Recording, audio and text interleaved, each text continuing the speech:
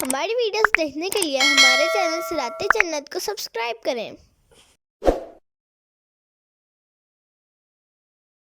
ذلك مبلغهم من العلم إن ربك هو أعلم بمن ضل عن سبيله وهو أعلم بمن اهتدى۔ یہ ان کے علم کی انتہا ہے، بے شک تمہارا رب اسے خوب جانتا ہے جو اس کی راہ سے بہکا، اور وہ خوب جانتا ہے جس نے ہدایت پائی۔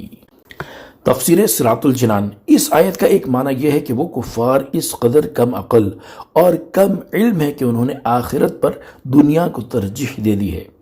دوسرا معنی یہ ہے کہ ان کے علم کی انتہا وہم اور گمان ہے جو انہوں نے باندھ رکھے ہیں کہ معاذ اللہ فرشتے خدا کی بیٹیاں ہیں، وہ ان کی شفاعت کریں گے، اور اس باطل وہم پر بھروسہ کر کے انہوں نے ایمان اور قرآن کی پرواہ نہ کی۔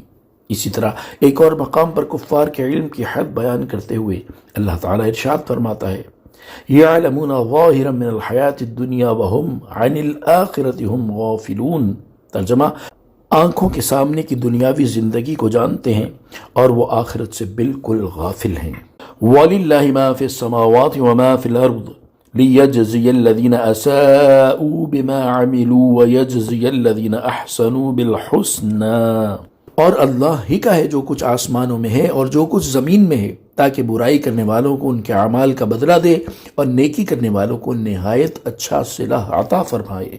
تفسیر صراط الجنان، یعنی جو کچھ آسمانوں میں ہے اور جو کچھ زمین میں ہے سب کا مالک اللہ تعالیٰ ہی ہے، اور اس نے کائنات کی تخلیق اس لیے فرمائی تاکہ مخلوق میں سے جس نے اس کی نافرمانی کی اور برے اعمال میں مصروف رہا اسے جہنم کی سزا دے، اور جنہوں نے دنیا میں اس کی اطاعت و فرما برداری کی اور نیک اعمال کیے انہیں انتہائی اچھا صلہ یعنی جنت عطا فرمائے۔ صلو علی الحبیب صلی اللہ تعالی علی محمد صلی اللہ تعالی علیہ وآلہ وسلم۔